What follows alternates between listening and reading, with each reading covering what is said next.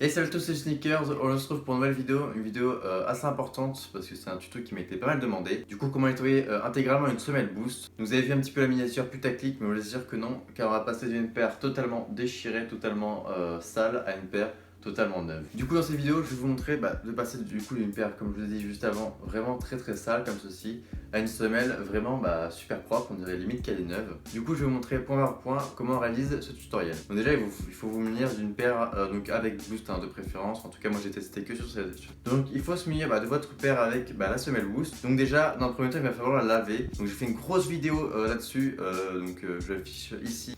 Donc comment bien entretenir et nettoyer ces chaussures. Donc je vous conseille notamment les produits qui sont derrière moi, donc Jason Mark, Ray Protect, ou encore les produits de chez Courir qui sont pas trop chers. C'est pour ça que je me suis permis de mettre dans le titre moins de 10 euros parce que c'est vraiment pas cher à réaliser. Donc bien sûr, si vous avez un budget restreint, vous allez plus utiliser le produit Courir. Mais si vous avez du coup un plus gros budget ou que vous avez déjà des produits comme Jason Mark ou Ray Protect, je vous conseille de les utiliser naturellement parce que ce sera beaucoup plus efficace, même si ça va donner à peu près le même résultat à la fin. Et ensuite, bien sûr, l'élément clé de ce tutoriel, c'est les Posca qui se trouvent derrière moi. Donc on n'y pense pas et en fait c'est assez intéressant. En fait, je me suis inspiré de la marque Sneakerser. C'est une marque de stylo à peinture en fait. Car en fait c'est une marque américaine et du coup pour la douane, les transports, même le feutre est assez cher en soi. Donc je crois que ça revient à peu près pour un seul feutre à entre 15 et 20 euros le feutre. Du coup ça revient assez cher et du coup j'ai préféré utiliser des Posca et ils font très bien l'affaire aussi. Également, je ne sais pas compter dans le prix, mais si vous pouvez rajouter de l'imperméabilisant de durée, ça va plus durer dans le temps. Ce sera beaucoup plus efficace aussi.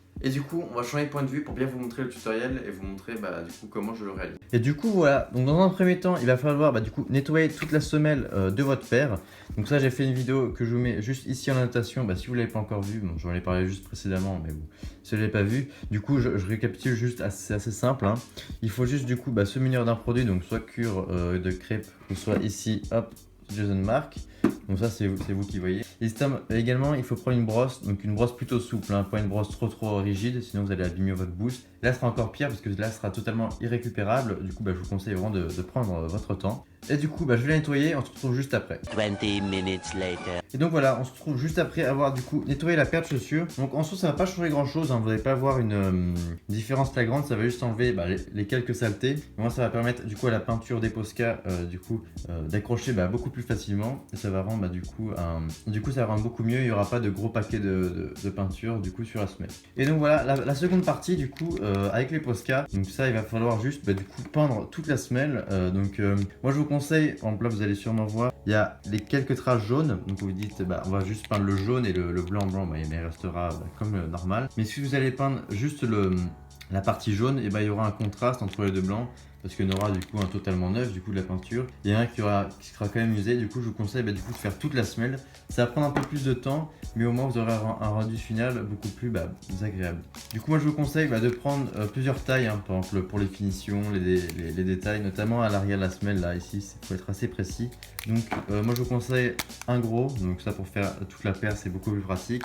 Et un de cette taille là qui sera beaucoup plus petit et du coup sera beaucoup plus agréable, notamment pour les petites parties ici ou encore à l'arrière. Et on commence donc avec le gros feutre. Pour le gros feutre je vous conseille vraiment d'y aller tout simplement. Donc là je sais pas si on va bien voir, voilà. Là on peut voir directement le résultat, donc ça c'est vrai que c'est assez pratique. Au moins il n'y a pas il faut attendre. Donc je vous conseille tout de même de passer plusieurs couches, je veux vraiment attendre que ça sèche. Donc moi je le fais un petit peu à l'arrache pour vous montrer parce que j'ai déjà fini l'autre paire. Donc voilà, on peut voir déjà un résultat assez flagrant. Donc moi je vous conseille, si vous avez pareil que moi deux feutres, je vous conseille de faire une première couche vraiment à fond avec le gros feutre. Donc là vous faites pas attention aux détails, vous essayez quand même de pas déborder.